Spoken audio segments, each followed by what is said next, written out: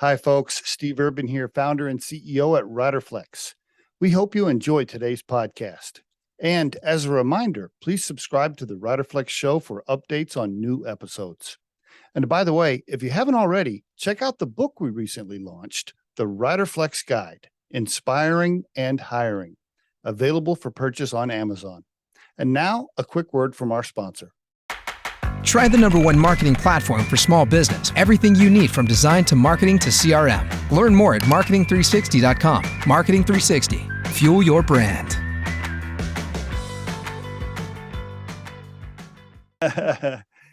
Erica Rankin on the Riderflex podcast. Hi, Erica. How you doing today? I'm great. How are you? Doing fine. Are you in Toronto, or where are you today? Traveling or at the office? Kind of, yeah, at the office and in Toronto. So I'm at home in my condo. That's what I figured. Your office is there, right? You office from home still, I'm sure.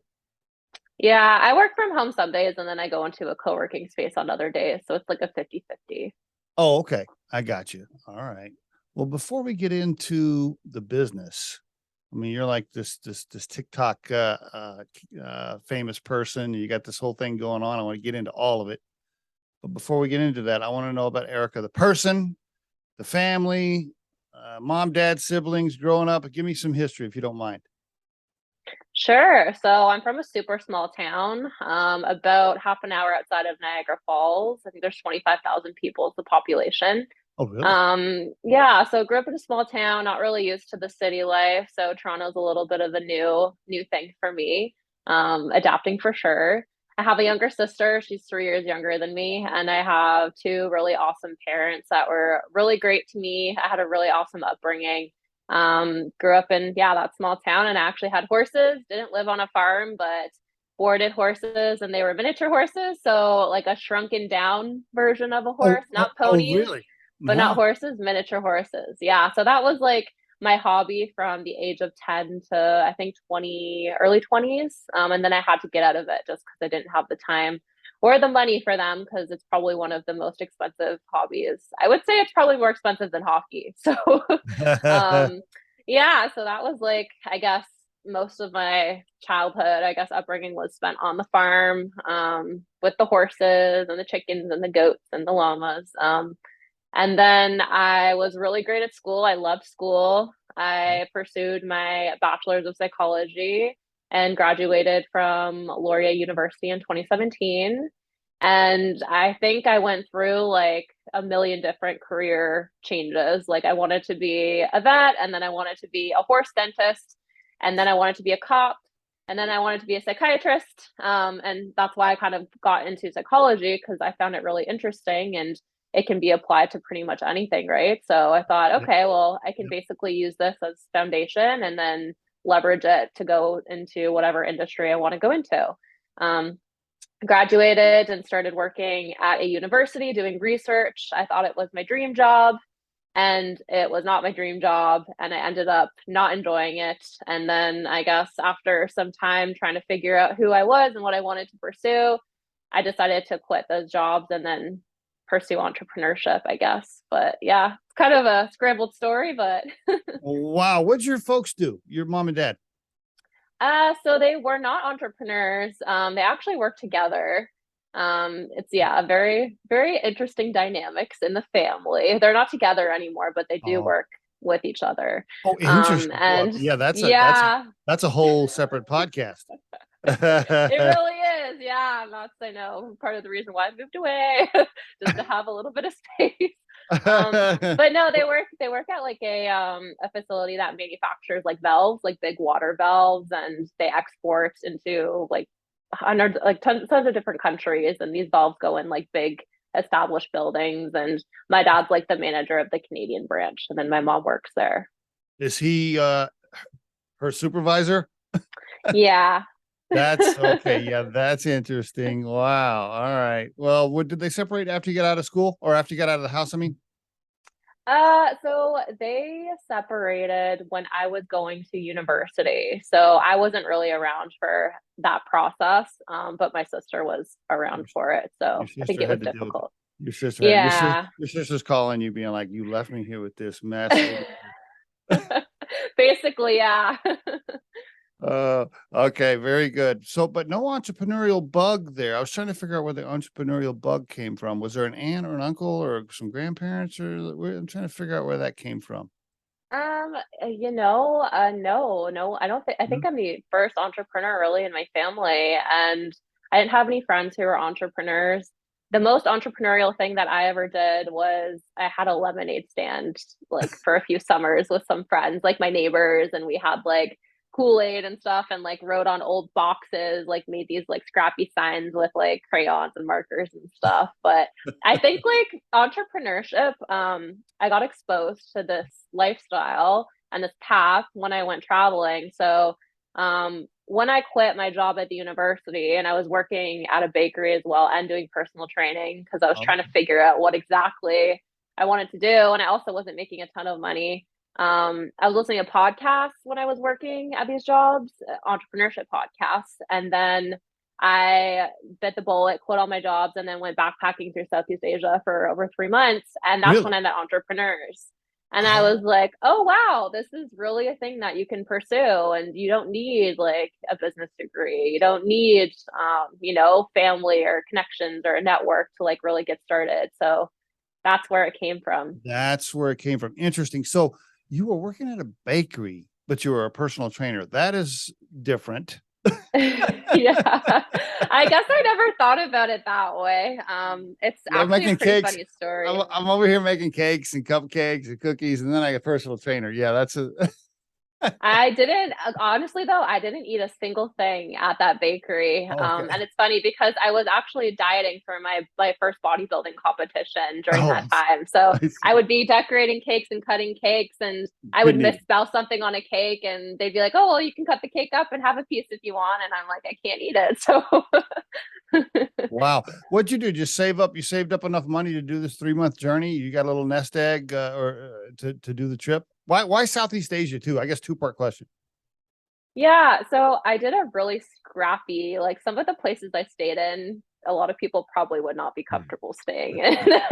I remember showing my mom where I was going, and she's like, absolutely not. Because it was my first solo trip, right? I've never seen it really outside of the four walls of my town and never really immersed myself in a country like that. So like when I went to Thailand, that was like my first destination. And then my friend worked for G Adventures. It's like a tour company, and they have all these different tour packages you can buy.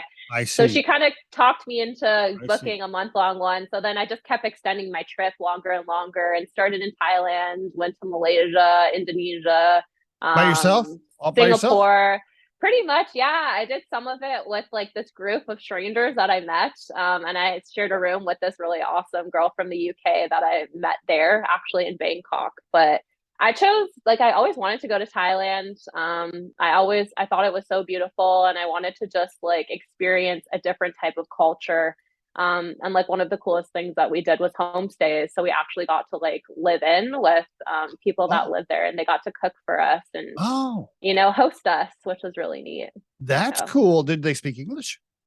no, so we had like our phones. We did it in I believe it was Indonesia. So we took this bus up this like mountain, and it looked like if one wrong turn and you would like go off this mountain. I swear it was so terrifying. There was like no rail or anything. And we had a translation app on our phones, and we like typed in like thank you and then like showed them, and because we know we didn't speak, there it was just hard to communicate with them. That's fascinating. Now, is that business model on their end? So the travel agency pays the family to put you, is that how that works? Do they get like a little cash for that? I wonder how that works. Or do they just volunteer? Yeah, I don't know. I'm pretty sure they would get compensated in Okay. some shape Okay. or form. Yeah, because they like even like made our beds, and like we had this room, and we like sat around a table, and they made us dinner, and it was really neat. And then they had like a little the one time that we went, there was a wedding happening, and we got to be a part of like the ceremony and the celebration afterwards, which is really cool. So Now I have to ask you, did they, there's Thai food, there's Chinese food, and in both situations, there's traditional versus let me like water this down for, Westerners, like it can't be too slimy or fishy or it can't be too different or else the Canadians and Americans will freak out. Did you eat any like different type of dishes where you're looking at it and you're like, oh, I don't know if I can do it or not? Yeah, I think like the one thing that I didn't eat, and it's everywhere, they eat a lot of bugs, Oh, and that was like just what something that kind of I bugs? saw. What kind? Like I don't know, like the worm things and crickets and just Okay. like, and they're like a snack. Like you would go by a stand and they would have like tons of bugs and the only thing that I was very because I thought I could handle spice. Mm. Absolutely not. Like our level of spice like is way different than theirs. You get there and they're like, how many chilies do you want? One, two, three, four. I'm like, oh, one, that would be like a level 10 here. Like I got that. I remember I went and got pizza once with the group of people and they asked if we wanted it spicy and we got it spicy and two of them were in the bathroom throwing up because it was like way too hot. We couldn't eat it because it's just so different going there, right? But for the Interesting. most part, everything was, yeah, I pretty much ate a lot of the things there. They weren't really westernized, so to speak. Okay. Okay. I did get Okay. food poisoning once. I'm not Oh. sure what happened with that, but I thought I was going to die. And I messaged Ooh, my ooh. mom and was like, Mom, I might not come back from Thailand. Oh, so during this time, you're kind of quote finding yourself, or you're like, okay, this is cool. What am I going to do with my life when I get back? Are you having those moments, those thoughts while you're there?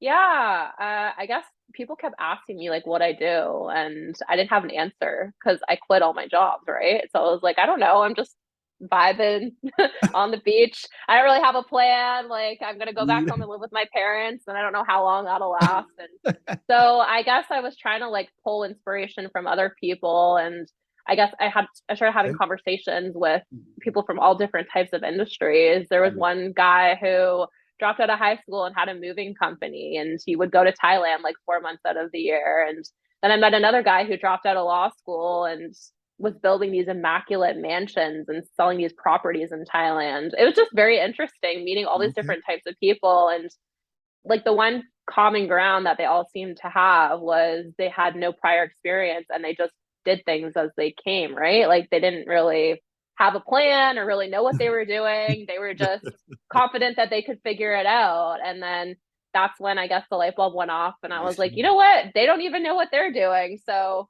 maybe why don't I try it? So Okay, that's good.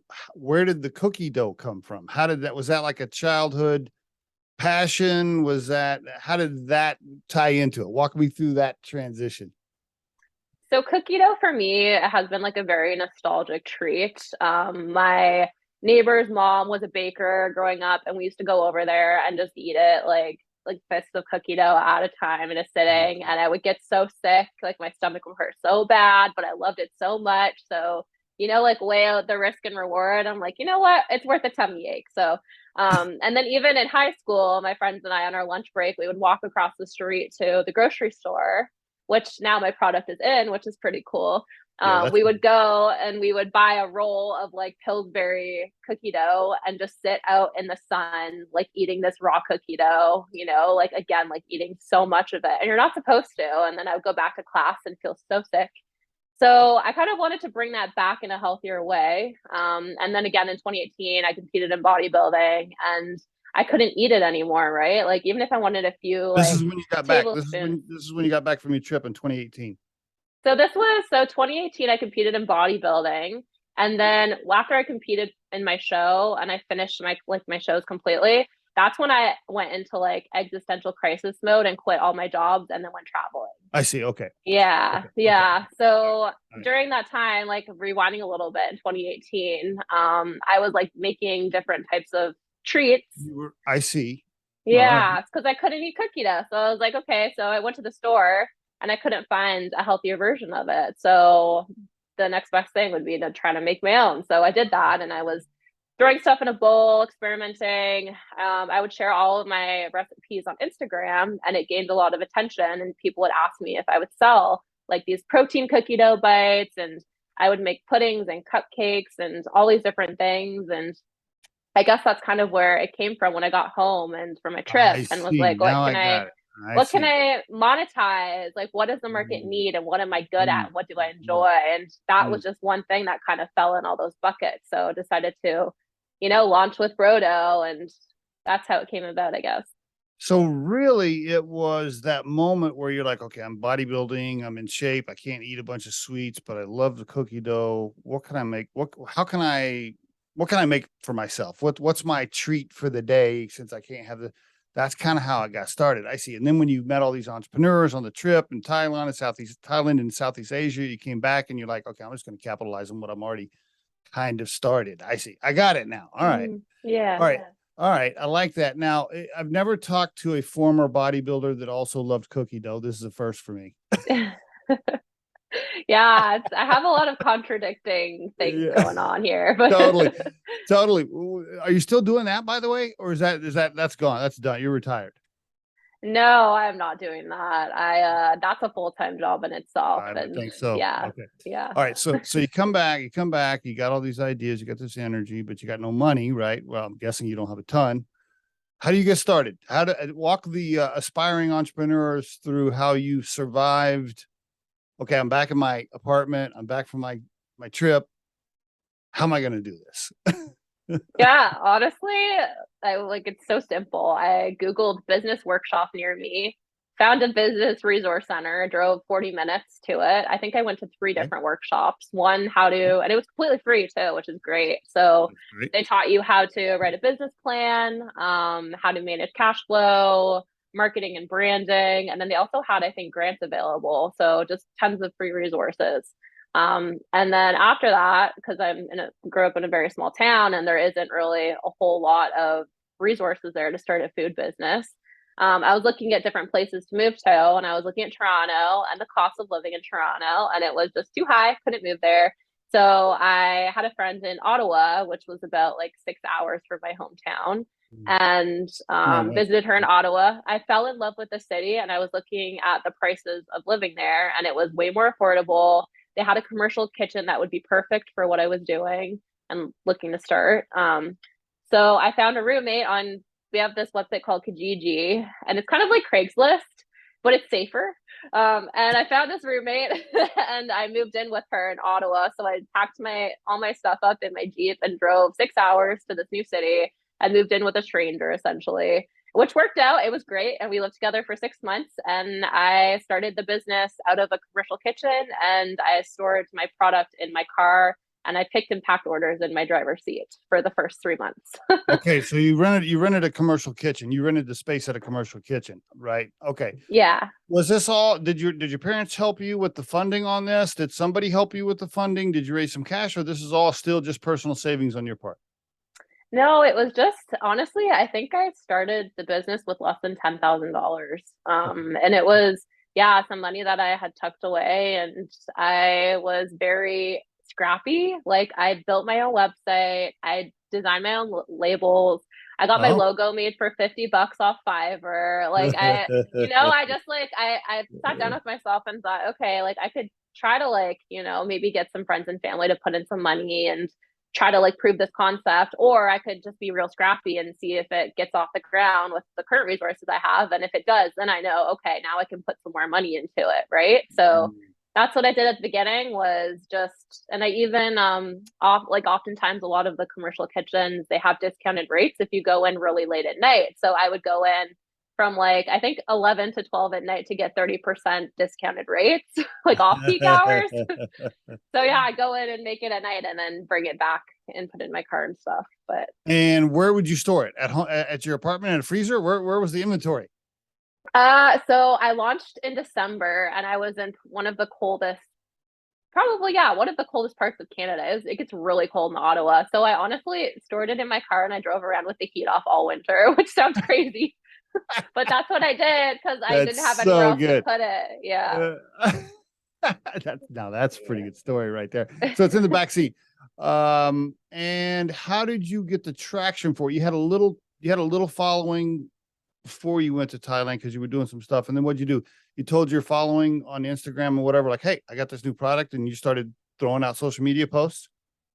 Yeah, so I had about, I think, 4,000 followers on Instagram, Okay. and I honestly, I was so naive. I did not know that marketing was a thing. When you have a business, I thought, oh, you launch a business and then you get sales, right? So Yeah. I remember, yeah, that's not how it works.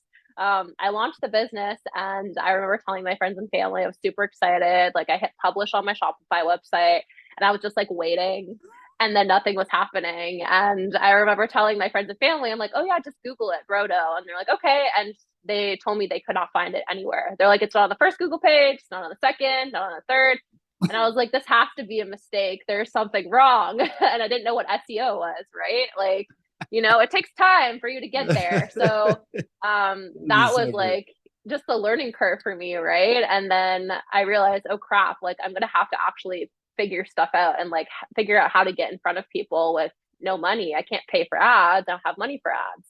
Okay. So I started like getting creative and like doing like giveaways and just like posting regularly on Instagram. And I pretty much focused exclusively on Instagram and just really tried to build up my following there. And getting comfortable with putting my face behind the camera and talking on my story. And I remember I had like 300 followers, and I was talking to like the way that I was speaking, you would think I would have like 100,000 followers. It was like, hey guys, we're sold out, but don't worry, we're restocking tomorrow, and you better get it. Like, it's gonna sell it in like 10 minutes, or So pretending to be bigger than I was, and then it kind of grew, and then I guess following suit was LinkedIn was the other pillar to my social media success, where I realized that I needed to go there to network and started building on that platform. And then TikTok was like, the snowball that rolled it all into what it is today. Because TikTok came in. I mean, how old? When did TikTok? What's wrong with my internet? Am I dragging on my video here? TikTok is.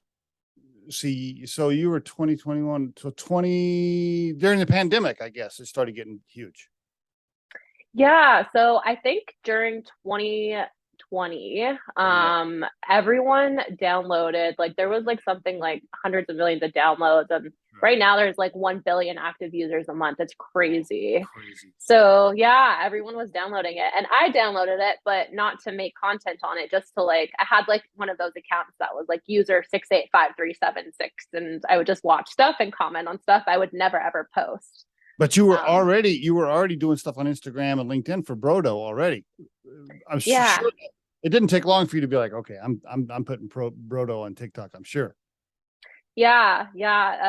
Instagram, I think because Instagram was so slow, like to build it, I was like, okay, I need to like go over to another social media platform. And then I kind of chose LinkedIn for other reasons, just to help with like the business side of things. Yes, absolutely. Because I didn't know how to scale it anymore. And all my friends, they were great, but they worked for the government and they could not help me grow a CPG brand. They had no idea how to help me. So, and then with TikTok, like one of my best friends, she started a business shortly after I did, and she used that platform, and that's how she grew her brand. And I was kind of watching all of this happen in real time and the success she was having. So it kind of gave me some perspective and gave me the push that I needed to just get on there and swallow my pride and start putting out content. Because I think everyone just, they assume that it's this app for kids and it's a silly dancing app, and but no, it was great, and I'm so glad that I got on it when I did. Because now, by the way, it was the same way for us. We own a recruiting firm at Riderflex. That's our day job. Besides the podcast, we're a recruiting firm. And I remember having those exact conversations with the team. They're like, oh, we don't need to be on there. That's just a little app for the kid. And this, and I kept watching. I'm like, I don't know. I think we might need to, it was the same way. And now let's see. So LinkedIn, you got like 50 something thousand followers. How many followers on Instagram? How many followers on TikTok now? I think Instagram, we're almost at 10,000, and then TikTok just over 200,000. 200,000. That's great. What a wonderful platform for you to pitch your brand. And by the way, it's not just about the quality of the product, right? It's about you. I mean, you are the energy, the face, I mean, the vibe, all of that, the personality, the style of the brand is about you. And, of course, I did my homework this morning. I'm on the treadmill this morning watching your TikTok videos and stuff. I'm like, she does a good job of making it fun, making it feel good, making it personal, so that your audience and your customers can relate to you as a human being, right? Instead of just, okay, here's this product I'm buying to eat. like, no, this is my friend Erica, even though we're not really friends. I feel like we're friends because I'm tied to her on TikTok and I watch all of her stuff. I think that feels Mhm. good. I think that feels good for the consumer, and you do a really good job at that. By the way, great job. Thank you. Were Thank you were, you. were you like a singer or actor or drama person in high school? Did you do any of that stuff? That's so funny. No, no, I took drama class because I had to. You had to take a drama or an art or something. I was like the weird horse girl, I was like that girl in high school. And I like had my lunches in the hallways with like my other horse friends. And I was very I guess introverted in a way and Really? Oh, I wouldn't. No, didn't I have a wouldn't have lot thought. of friends. Wouldn't have Yeah, thought. I'm like honestly, I was a completely different person and it's very interesting because like when I started this company, if I were to go back and compare the person I was then to the person I am now, like it not even similar in any way. It's crazy. Like I've had this weird transformation alongside the business. When you go back to see your folks and you're in your small little hometown and you go down to the convenience store, do people see you and are like, Erica, Erica? Like, Erica, that is crazy what you're doing on TikTok. Yeah, I mean, yeah, I've had a few encounters for sure. And I did my hometown, we had this market on like Main Street. Main Street's literally called Main Street, like that's how small it is. And they Okay. blocked off the street and we had it, there was a bunch of vendors and I had my booth set up. And I saw a couple of teachers from high Oh, school, which oh, was really cool. And yeah. yeah, so that was like it was like this weird like and they didn't Yes. recognize me and we started talking and like it's funny going back and like seeing people from your past and just yeah, the evolution of them and me and but Pretty neat. Let's talk about the product. Now, did you create a cookie dough that you can eat without hurting your stomach and feeling, I'm guessing, talk to me about the ingredients, the product itself a little bit, and why it's not unhealthy and why it doesn't make your stomach hurt. yeah, so I guess people normally assume that cookie dough is bad to eat because of the raw eggs, which I mean, yeah, like you shouldn't always be eating raw eggs. It's not the best thing to do for you, but it's actually the raw flour that can make you really like deathly ill. It can have E. Oh, coli in it and oh, bacteria because okay. it's not baked. It's like the bacteria is not heated. So we use a special heat treated flour. We don't use any like white processed sugars. It has natural sugars in it, and then it has added protein. There's fiber in there. So when you eat it, you actually get like full. It's not just empty calories. It's just not all sugar that you're getting. Mm, And then it's also lower in sugar. There's only 5 grams per serving, whereas regular cookie dough has up to 15 grams, which is a lot of sugar. I see. Okay. And is this super secret patented formulas, or can anybody copy you? How do you keep another giant food company from just copying what you're doing? I guess it's the brand in a way. Like they can copy my product, but they can't copy me. And that's what I kind of tell myself, right? Bingo. So, Bingo. I mean, it's not that hard to make. Like if you really wanted to knock it off, I'm sure you could. Even though I was in R&D for a very long time, because protein is very hard to work with. um, but yeah, I mean, it's totally doable for sure. And it happens all the time, right? You see it happen all the time. Yes. Yeah. By the way, how did you survive during that R&D period when you're running the commercial office and you're living with a roommate that you only knew for one day and could have been a mass murderer or whatever?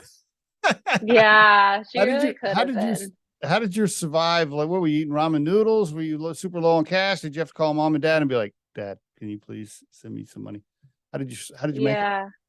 Yeah, so I guess like when I started growing and stuff, especially now that I'm like getting bigger, I have another business that like pays for my living That's expenses, right. which really helps. But yeah, I got a lot of loans. Like Oh, I did bootstrap, but I did take like I'm not gonna say how much, but I mean I took a fair amount of money to get me started. And that kind like of got me through. like SBA, like a small business loan, bank loan, or I don't know how it Yeah, works. I don't know how it works in Canada. Yeah. not bank loans. They won't even touch Yeah. you if Okay. you're less than 2 years old. And Yeah. also being like in CPG, like having a packaged food packaged product, they look at the margins and they're like, this doesn't make sense. How are you making money here? They see your cash flow and it's like 1 month that there's 30,000 out, and then 1 month there's like a bunch in, and it's just very inconsistent. It's a lot different than any other business, right? Yeah. But yeah, I got a couple of small business loans Okay. and All right. leveraged that. And my first year I actually broke even. And then last year I did take a loss. But breaking even. I was break. killing myself in the I process was of gonna doing say, that. yeah. Now, were you paying yourself? Were you withdrawing any cash? Okay, no, no, No, no, sweat no. equity, yeah, All right. yeah. Okay. So my next question is then, how are you paying the rent? Let's go ahead. So talk to the listeners about how you do that. So you're building your brand, you're getting these followers, you get the loans, you get the product developed. Okay, I got this brand, I got this going. This is cool. I'm either breaking even or I'm losing just a little bit, but I don't have any money to buy groceries to pay the rent, so I got to do something else. Talk to us about how you survived that and what you're doing. Yeah, we got to eat and got to live, right? So, and I refused to move back home. Like that was the plan B. I was like, if this all crumbles and if I'm really struggling, I can just move back home. But I love having my own space and Sure. being independent and stuff. So I hustled, and I had a business coach kind of help me, I guess, execute the second business, my passion project, I guess you could call it. I had brands reach out to me like every week asking me about TikTok and LinkedIn and social media, and we saw like a huge drop off with Instagram and Facebook ads after the iOS update, and everyone was just dumping money and just not seeing the return that they wanted. So they were all looking to TikTok, but none of them knew how to get started on it because it's a completely different platform. So Mhm. I found myself like hopping on calls with founders every week and just saying the same thing to every single person in different conversations. And then I thought, okay, what makes the most sense from like a time perspective? Like, what can I do to help these people, but then also help myself? Because Yeah. obviously, like, I don't have extra time to just be talking to all these people all the Yeah. time. So I put together a course for TikTok that anyone can do at their own pace. And it has video explanations and PowerPoints, and I have it on my website. And then I've been doing like tons of different things for brands like ghostwriting, like copywriting, TikTok consulting, like overview of social media consulting, LinkedIn strategy, just figuring out how Wow. to get people seen organically, right? Wow. So you have the course, which is kind of recurring revenue. By the way, it's growwitherica.com, growwitherica.com for the listeners.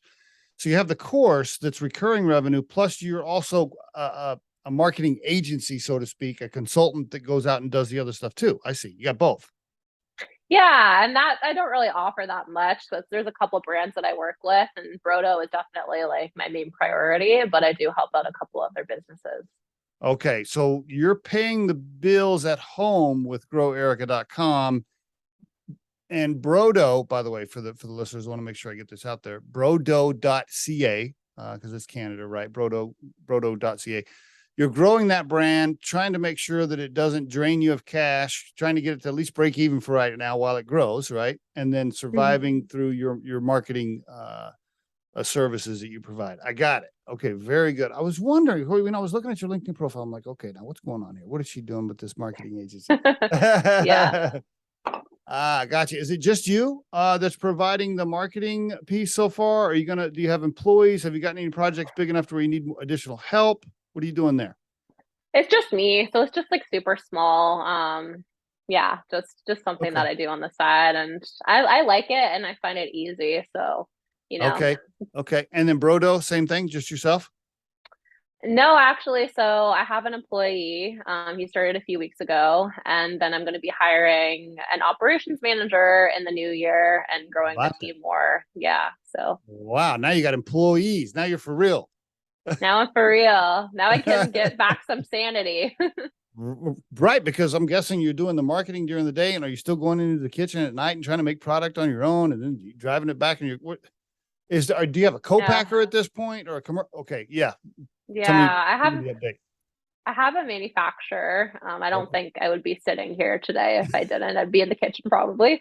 I have a manufacturer. I have a 3PL that like stores my product and they Ah, do all my online right, fulfillment. I have a right. distributor now that I see. distributes to stores, and a lot of Okay. operations are now outsourced. So it's good. It's good to have all those things, but growing pains, it's a whole new set of challenges. So How did you make the deal with the co-packer how did you go in and say, hey, look, I don't know if I can pay you, but let's partner. How did you? yeah, so that was like a very interesting conversation to have because you're so small, right? So I think I approached 10 different co-packers and I think only two said yes to working with me. They all basically hung up and were, like no one wants to work with you when you're small. It's like, okay, this is my volume, and they're because they have minimum order quantities, right? And if you come to them and you're like, I can only like do like 500 units. Yeah. And they're like, well, that's just such a waste of time for us. We're not even going to make money off of you. So it's like pitching investors. You have to sell the dream. You're like, this is where we are right now, but this is where we're going to be, and come along, and you're going to miss out if you say no. So I ended up finding a really great manufacturer that was in Toronto. So that's why I'm back here and I live here now. But I yeah, see. we just like we worked together over the past, like, I think early 2021 was the first conversation that I had with them. And then throughout the year, they provided a lot of handholding and mentorship throughout the whole process of onboarding me, and Hmm. doing like the plant trial, and their minimum order quantities were super low, and they were just the perfect partner for me to start with. And I'm currently with them still. So Did they provide the wholesale selling service as well to get into these grocery stores, or was that you knocking on doors to get into these? yeah, so they make it and then they say, there you go, that's it. So then you have to like have a plan to move it, right? Because it's a ticking Okay. time bomb with the All shelf right. life. So That's right. I have a distributor, and basically how it works is the product gets shipped to the distributor's warehouse, and then the broker goes and calls the stores and makes sure, gets the yeses, I guess. And then we get the green light, and then the distributor delivers it to those stores that we get the yes to. Boy, you're paying a lot of people there. There's a lot of margin going down the tubes. You got the Yep. manufacturer, then you got the distributor. By the time everybody's paid, you're like, okay, here's my little piece right here. Yeah. Yeah. Delayed gratification. Are your retail prices, are they scaring customers? I mean, is it high because you're so small and you're having to pay all these people, or you feel like you're okay with your price point? Yeah, I mean, obviously it'd be nice to have it lower, but the Yeah. issue when you're small is you're not doing crazy Yeah. volume, and there Yeah. are other products that are a lot cheaper, but they're also not as like high quality. So I'm really trying to like lean into that and like show customers that our product is a premium product, and that's why the price is what it is. Okay. Very good.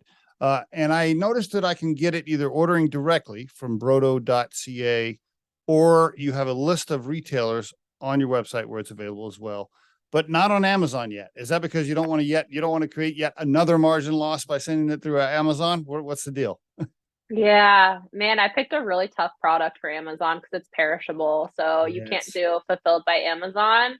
Mm, And even like for me to sell, like right now I can only sell within Canada online, and then we're in stores in Canada as well. So I've mm, had this like big gap where I have all these people from the States who want to support me, but they can't purchase just because I can't ship the product over the border. There's just too mm, many barriers and challenges mm, with that. mm, So mm. good news is in 2023, we're launching a new product, completely new, All right. and it's going to be available to the US. So that's coming soon. Okay. So you're going to use a manufacturer on the other side of the line, so to speak. Yeah, that's right. Yeah, Okay. exactly. Very good. And is it going to be non-perishable?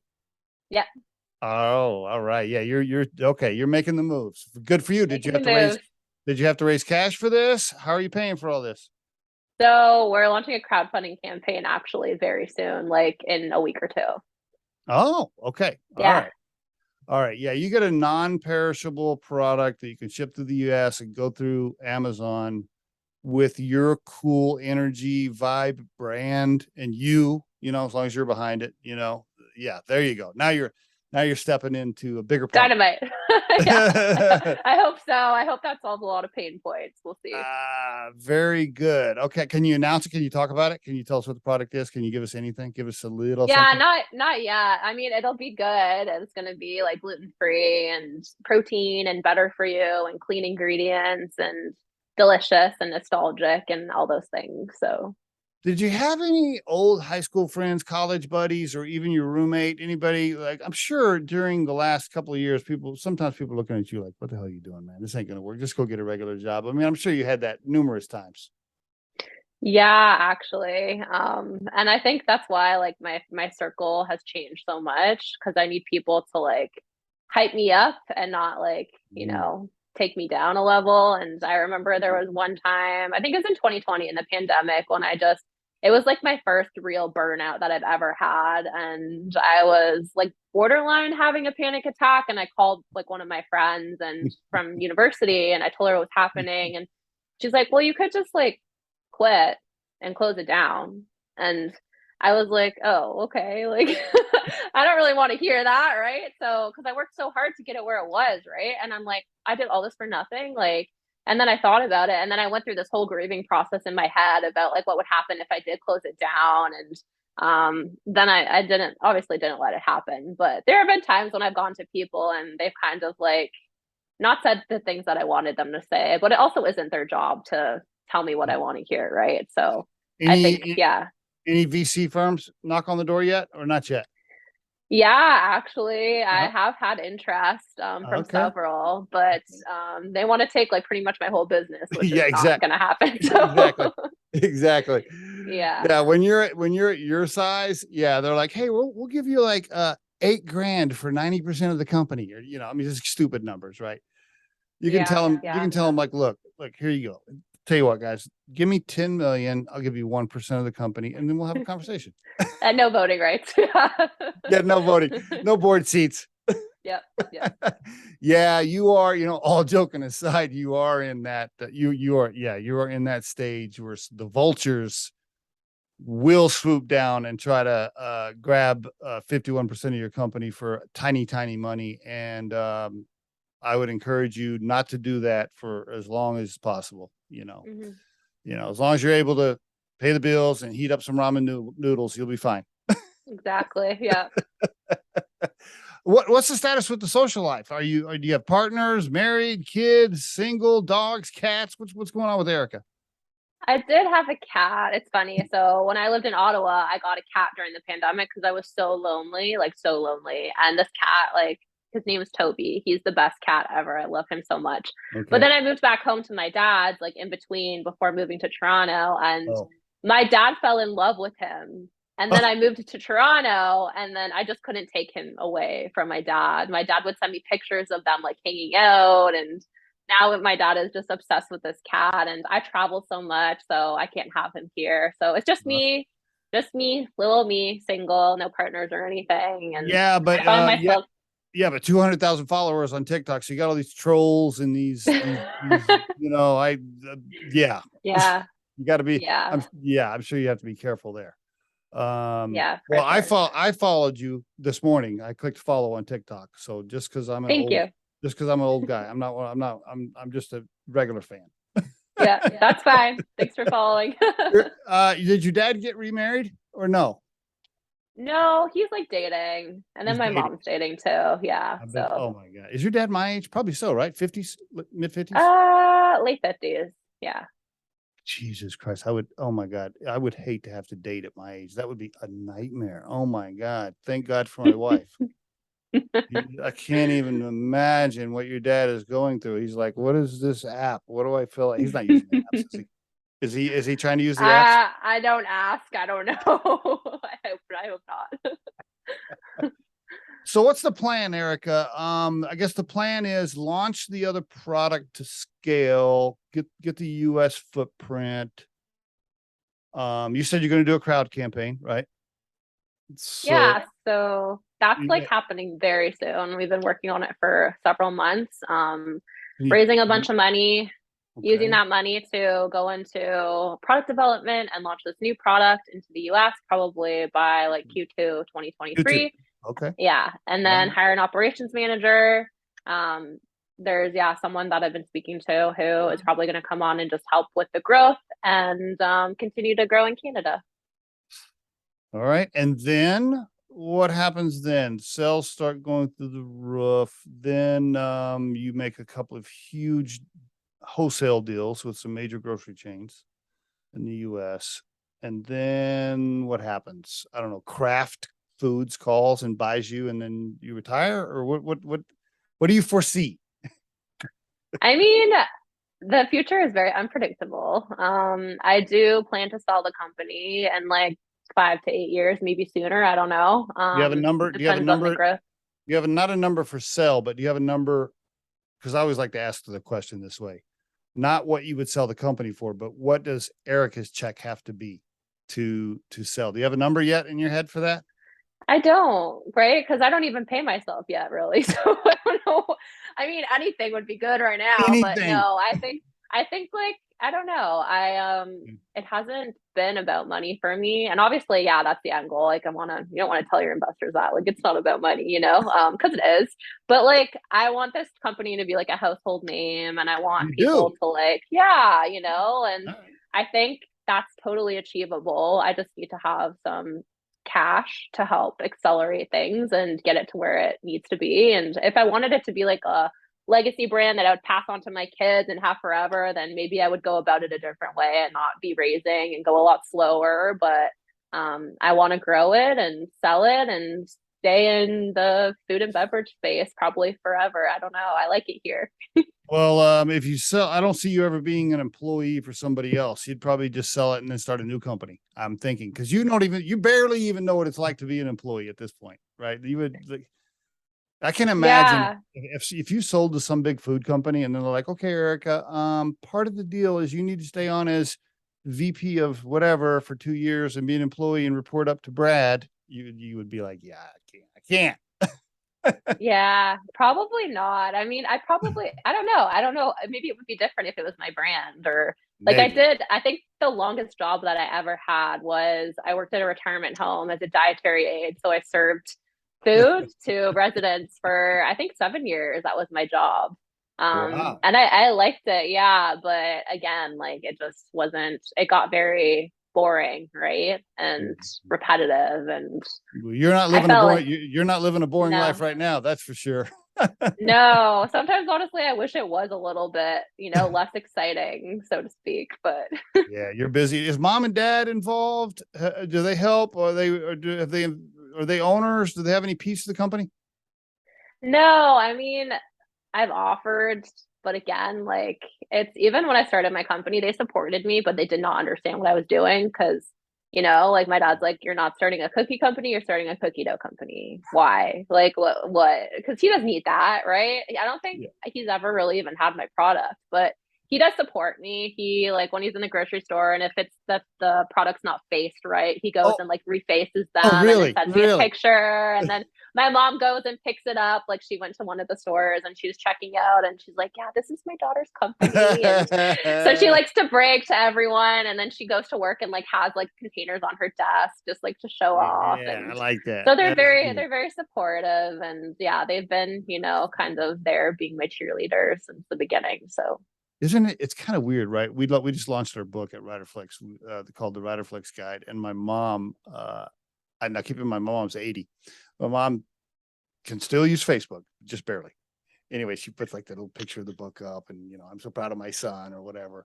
It's kind of it's weird feeling a little bit like you appreciate their support, but it's also kind of like weird, isn't it? I don't know. I felt weird about it. I'm like, I don't. it I'm feels, not, yeah, yeah, I can understand that. It is like, it kind of feels like you're back in like elementary school or a little something. bit, And there, right? Yeah, yeah. yeah. And I'm 55, so for me, I'm like, okay, I don't know. Feels weird. All right, very good. So I want to make sure I want to ask you a couple of last minute questions here, but one more time, just for the listeners, we're almost out of time. Growwitherica.com. If you want to learn how to get 200,000 followers on Facebook and or just, increase the brand reputation that you might have or get your name out there, whatever, growwitherica.com.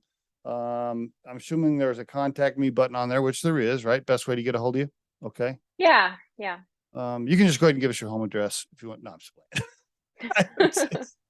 And then you got brodo.ca. Okay. A couple of last minute questions here. What do Canadians think of Americans right now? What's the latest and greatest? Like what's when you guys think of Americans? Do you think we're just a bunch of cowboys or what do you what's the feel up in Canada right now? I'm just curious. Uh, I don't know if I'm the right person to ask. I love Americans. Like I think Good America's answer. great, right? Good answer, I Erica. don't know, it's where people go to, live the dream, it's the American dream, right? And it's Would you move? the land of opportunity. It's actually, I probably will be. All right. I see myself living there and I don't know when, depending on how things go with this new manufacturer and the growth in the States, Mhm. that kind of might be my next chapter. I don't know. Okay, very good. And then your TikTok videos, are you going to do like you got this image, you got this character that you've created. It's almost like a character because now that I've talked to you on camera here for an hour, your TikTok character is, I mean, it's Erica, but it's the hyped up lively version of Erica, right? It's The this caffeinated Erica. Yeah. Are you going to continue on that same path there? Is that you just go with that character? Are you going to do anything different? Are you going to do any longer versions? You're going to do anything else on YouTube? Are you going to do anything else with the TikTok character? I guess is my question. Yeah, the thing I guess that has been difficult is just the content creation aspect of the business because I've been so deep in operations lately. I just haven't had the capacity to like really, I guess, I put noticed out that. more content. I noticed that. Yeah, I did notice that.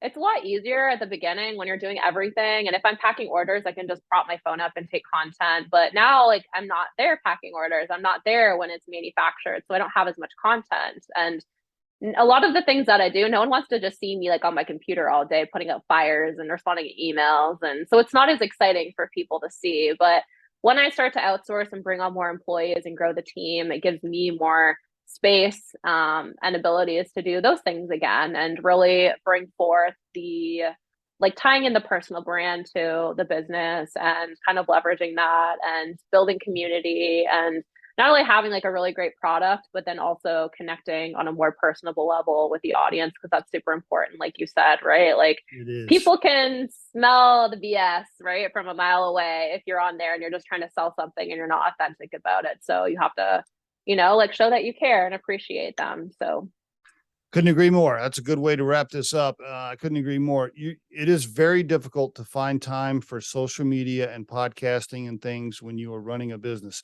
I talk to people all the time and they're like, oh, I'm going to start a podcast. I'm going to start my own podcast. I'm like, okay, yeah, well, call me in 6 months. Let me know how that's going. yeah, Because it takes a shit ton of time. And, they see your TikTok videos. Most people don't have a clue how much time it takes to really have a social media presence. The takes, the downloading, the editing, it eats up minutes of your day. And so I totally understand. I know you're pulled for time in both directions right now, for sure. But your character is a huge part of the brand for sure. So you gotta keep that going because they want to see Erica. I know. Yeah. And I have to stick with it. Right. So, Yes, you're doing a great job. Congratulations on everything you've done so far. It takes a lot of guts to get to the point that you've gotten. It is easy to just go be an employee. I mean, you could just walk down the street and get a job somewhere. No big deal, right? It takes a lot of guts, a lot of grit, a lot of determination to do what you're doing. So kudos. Congratulations. thank you. I appreciate that.